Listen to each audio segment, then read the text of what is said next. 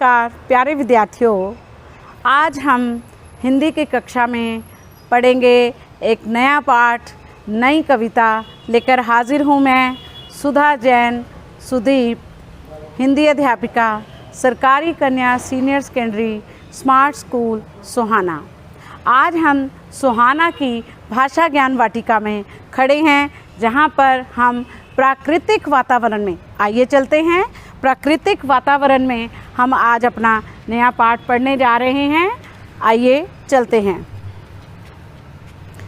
ये है भाषा ज्ञान वाटिका, जिसमें हम प्रकृति के छाँव में, प्रकृति की गोद में ही अपने हिंदी के पाठों को पढ़ सकते हैं। तो आइए पहले इस वाटिका में रूबरू होते हैं अपने लेखक से, अपने कवि के। सभी हिंदी के पाठों के कवि और लेखकों के यहाँ चित्र हैं, जिससे कि बच्चों को, आप लोगों को पहचान हो जाए कि आप कौन से कवि, कौन से लेखक का पाठ और कविता पढ़ने जा रहे हैं। तो आज हम जो पाठ पढ़ने जा रहे हैं, आरी बरखा, कक्षा 7वीं आरी बरखा कविता, जो कि डॉक्टर राकेश बब्बर जी द्वारा लिखी गई है। ये हिंदी के प्रबुद्ध साहित्यकार, लेखक और कवि हैं। इनके द्वारा जो है आरी बरखा कविता आपके पाठ में, आपके पाठ्यक्रम में शामिल की गई है। इसके अलावा आजकल ये पदोन्नत होकर प्रधानाचार्य के रूप में कार्यरत हैं। तो आइए इनकी कविता, डॉक्टर राकेश बब्बर की कविता पढ़ते हैं हम, आरी बरखा। तो भाषा ज्ञान वाटिका में आपको आरी बरखा का जो वर्णन है चित्रांकन द्वारा दिया गया है। आज बच्चों वर्षा नहीं है, काफ़ी धूप है, काफ़ी गर्मी है, तो ऐसे मौसम में कैसे हम जो है भगवान से और वर्षा से क्या है उम्मीद करते हैं, विनती करते हैं कि बारिश हो जाए, और बारिश होने से क्या क्या होगा, तो आइए इस कविता में देखते हैं। आरी बरखा इस तपती धरा पर अपना शीतल जल बरसा। आरी बरखा पेड़ सब ठूठ हो गए, पंछी चहक न भूल गए, कुमला गए हैं पुष्प सारे, बिखरा दो तुम बादल काले। सौंदर्य रहे तिस प्रकृति को, सौंदर्य रहे तिस प्रकृति को, श्रृंगार बन के तू आ। आरी बरखा आरी बरखा आरी बरखा आरी बरखा इस तपती धरा पर अपना शीतल जल बरसा। आरी बरखा आरी बरखा। आगे है बच्चों आपका पद्यांश है, जहाँ कभी बहती थी नदियाँ। जब बारिश होती है या बहुत बड़ी नदियाँ बहती हैं, पानी जो है पहाड़ों से नीचे आता है, ठीक है, लगता है आज जो हवा चल रही है, हमारी बातें सुनकर बरखा को जो हम बुला रहे हैं, हवा तो आ गई है, अभी देखो शायद काले बादल और बारिश भी आ जाए, ठीक है। जहाँ कभी बहती थी नदियाँ, सूखे पत्थर दिख रहे हैं। क्या है कि जब बारिश नहीं होती तो नदियों का जल स्तर जो है पानी का, वो कम हो जाता है और सूखे पत्थर दिखने लग जाते हैं, जैसा कि ऐसा चित्र में भी आपको दिखाया गया है। सिंधु दुर्बल हो चला, वियोग तेरा कैसे सहे, अपने प्रिय के जीवन हेतु, अपने प्रिय के जीवन हेतु, गीत मिलन के तू गा। आरी बरखा आरी बरखा आरी बरखा आरी बरखा इस तपती धरा पर अपना शीतल जल बरसा। कश्तियाँ सब बच्चों की तैरने को है खड़ी हुई, कश्तियाँ सब बच्चों की तैरने को तैयार खड़ी, उधर किसानों की भी आँखें बस तज पर ही है गड़ी, उधर किसानों की भी आंखें बस तुझ पर ही हैं गड़ी। खाली पड़ी कोठरियों में, खाली पड़ी कोठरियों में अन्न के दाने तू भर जा। आरी बरखा, आरी बरखा, आरी बरखा, आरी बरखा इस तपती धरा पर अपना शीतल जल बरसा, अपना शीतल जल बरसा। तो इस प्रकार बच्चों ये कविता है, इसके भाव आपको इसके शब्दों से ही समझ आ गए होंगे। आज बच्चों अभ्यास में नीचे गुरमुखी और देवनागरी लिपि। बच्चों आपको पता है कि जो पंजाबी है हमारी उसकी लिपि गुरमुखी है और जो हिंदी है हमारी उसकी देवनागरी लिपि है। तो आज गुरमुखी लिपि और देवनागरी लिपि दोनों के शब्दों को हम लिखने का अभ्यास करेंगे।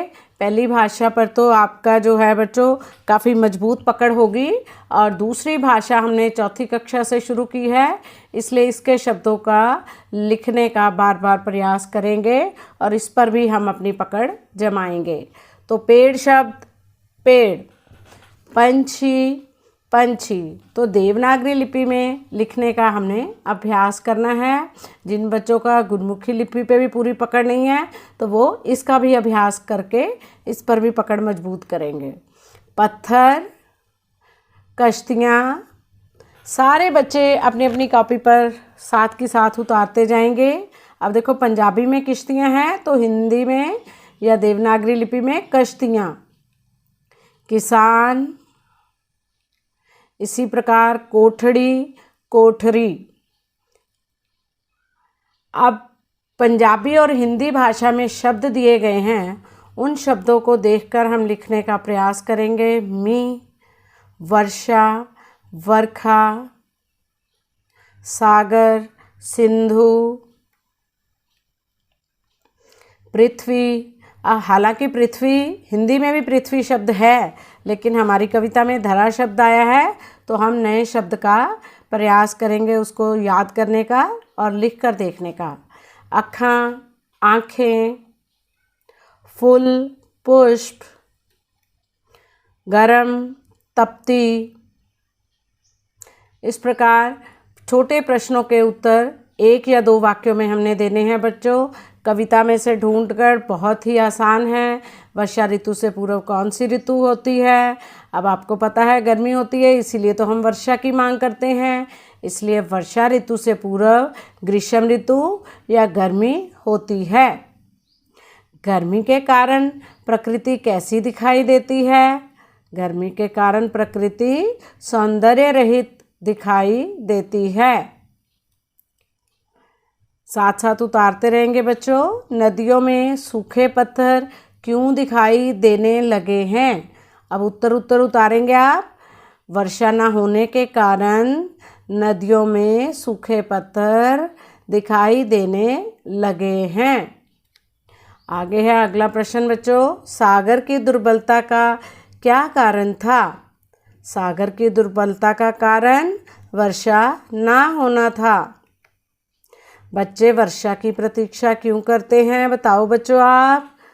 हाँ बिल्कुल ठीक, बच्चे अपनी कश्तियाँ चलाने के लिए वर्षा की प्रतीक्षा करते हैं। किसान वर्षा से क्या मांग रहे हैं? किसान वर्षा से अपनी अन्न की कोठरियाँ भरने की मांग कर रहे हैं। तो आगे है बच्चों अगला प्रश्न। पर्यायवाची शब्द। वर्षा के पर्यायवाची आपको पता चल गए कौन कौन से समानार्थक है? वर्षा, बारिश।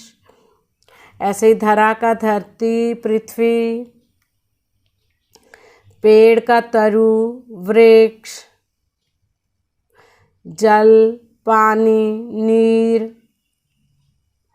पंछी, खग, पक्षी, नभचर। एक से ज़्यादा भी लिख सकते हैं हम। पुष्प, फूल, सुमन। बादल, मेघ, घन। नदी, सरिता, तरंगिणी, सिंधु, सागर, समुद्र। अब इसमें बिंदी नहीं आनी बच्चों, समुंदर नहीं होता, समुंदर पंजाबी में होता है, तो हिंदी में समुद्र लिखना है हमने। पत्थर, पाषाण, प्रस्तर, किश्ती, नाव, नौका। तो अगला प्रश्न है हमारा विपरीतार्थक। ठीक है, विपरीत अर्थ वाले शब्द लिखने हैं, जैसे शीतल मैंने ठंडा, उष्ण मैंने गरम, कुम्हलाना खिलना, बिखराना समेटना, दुर्बल सबल, वियोग संयोग, मिलन विरह। तो सभी बच्चे साथ साथ में क्या करते रहेंगे, अपने इनके शब्द उतारते रहेंगे उत्तर के बेटे। आगे है 7वां प्रश्न, जो कि बहुत ही रोचक है। आपको एक बॉक्स दिया गया है, उसमें कुछ वर्ण जो है दिए गए हैं स्वरों के साथ, मात्राओं के साथ, और कुछ बिना मात्रा के भी। तो उनको बच्चों आपने मिलाकर वर्षा के समानार्थक ढूंढने हैं। जैसे अभी हम प्रैक्टिस करते हैं बच्चों, मेघ, और आगे है वर्षा। ऐसे शब्दों को जोड़ जोड़ कर आपने जो है बनाना है। अगला शब्द हम ढूंढेंगे, हाँ जी, वर्षा। ये आ गया बच्चों वर्षा। अगली लाइन में नहीं मिला, नहीं मिला, आगे बारिश। उससे अगली लाइन में झड़ी, उससे आगे बूंदा बांदी। तो उससे आगे पहली लाइन में देखेंगे हम छींटा, और किसी पंक्ति में नहीं है तो लास्ट लाइन में है हमारे पास जल वृष्टि। इस प्रकार बच्चों हमने ये सारे जो है वर्षा के समानार्थक इस बॉक्स में से ढूंढ लिए हैं, इस पटारी में से ढूंढ लिए हैं। तो ऐसे ही आप कोई नए शब्दों से अपनी गेम बनाकर अपने बहन भाइयों के साथ, अपने पारिवारिक सदस्यों के साथ खेल सकते हैं अपने ज्ञान में विस्तार के लिए। देखा इस तपती धरा। आइए बच्चों, अब कविता गायन के बाद हम चलते हैं, लौट चलते हैं अपनी पाठ्य पुस्तक के प्रश्न 9 में। तो हम आज इस वर्षा ऋतु की आरी वर्षा कविता के माध्यम से हमने ये जाना कि कितनी प्रकार की ऋतुएं होती हैं। तो हमारा भारत देश ही बच्चों केवल ऐसा देश है पूरे विश्व में, पूरी दुनिया में, जहाँ पर 6 ऋतुएं समय समय पर आकर अपनी प्राकृतिक छटा को फैलाती हैं।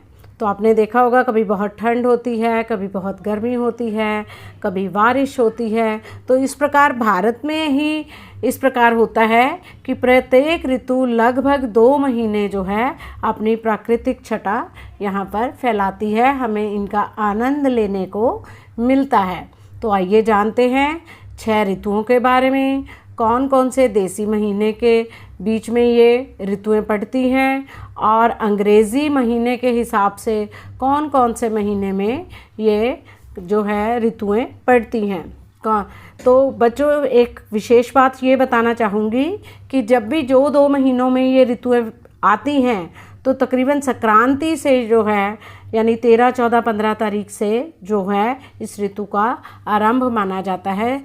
अभी आपको बताते हैं, देखिएगा कि पहली ऋतु वसंत ऋतु मानी जाती है, जो कि चैत्र और वैशाख के महीने यानी मार्च और अप्रैल के बीच में आती है। दूसरी है ऋतु ग्रीष्म ऋतु, जो कि ज्येष्ठ और आषाढ़ महीने यानी अंग्रेज़ी महीने के हिसाब से मई जून में आती है। तो वर्षा ऋतु बच्चों श्रावण और भाद्रपद में यानी जुलाई और अगस्त में आती है।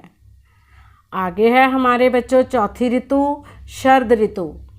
तो आश्विन कार्तिक के महीने में ये ऋतु आती है, और अंग्रेज़ी महीने के हिसाब से सितंबर और अक्टूबर महीने में ये आती है। आगे है 5वीं ऋतु हेमंत ऋतु, जो कि मार्गशीर्ष और पौष महीने में आती है, यानी नवंबर और दिसंबर में। आगे है बच्चों छठी ऋतु शिशिर ऋतु, जो कि माघ और फागुन यानी जनवरी और फरवरी के आसपास मानी जाती है। इस प्रकार बच्चों ये 6 ऋतुएं हैं जिनके द्वारा कि हमें पता चलता है कि भारत में कौन कौन सी ऋतुएं कब कब आती हैं। अब देखा आपने वर्षा ऋतु से पहले कौन सी ऋतु आई? ग्रीष्म ऋतु। तो आगे चलते हैं बच्चों, इसके ख भाग में वर्षा के संबंध में आपको कुछ बातें जानकारी के तौर पर दी गई हैं। अब वर्षा काल को हम क्या क्या कह सकते हैं? बहार, मॉनसून, सावन का महीना या सावन भादो।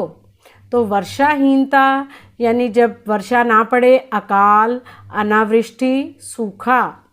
अनावृत लगातार यानी बारिश होना, झड़ी या मूसलाधार। ठीक है, इस प्रकार जब तीव्र वर्षा हो रही हो उसको क्या कहते हैं हम? धुआंधार वर्षा, घनघोर वर्षा। प्रथम वर्षा दिन यानी आषाढ़ के महीने का प्रथम दिवस। ओला वर्षा यानी जब ओलावृष्टि हो रही हो, ओले पड़ के बारिश हो रही हो। हिम वर्षा यानी हिमपात। आपने सुना ना कि पहाड़ी इलाकों में हिमपात हो गया। हिमपात मतलब स्नोफॉल होने लग गई है। क्षीण वर्षा यानी बहुत थोड़ी थोड़ी वर्षा होनी, यानी फुहार, रिमझिम, बूंदा बांदी। तो बच्चों इस प्रकार इन शब्दों के द्वारा कोशिश की गई है कि वर्षा से संबंधित आपके ज्ञान में वृद्धि हो। अगर आप कोई कविता लिखना चाहते हैं, कहानी लिखना चाहते हैं, तो उसमें आप इन शब्दों का प्रयोग करके अपनी जो है ज्ञानवर्धन करें, अपने शब्दों के भंडार में अपना ज्ञान का बढ़ावा करें, उसमें वृद्धि करें। इस पाठ को बनाने के लिए, मेरा सहयोग देने के लिए मैं हार्दिक आभार व्यक्त करती हूँ।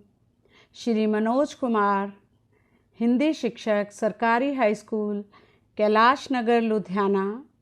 श्रीमती कुमकुम, हिंदी शिक्षिका, सरकारी high smart school Shahpur road Ludhiana.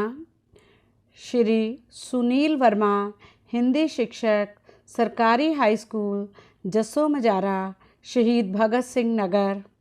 विशेषकर मैं हिंदी शिक्षक संघ रजिस्टर्ड पंजाब की अपनी तहे दिल से आभारी हूँ। धन्यवाद।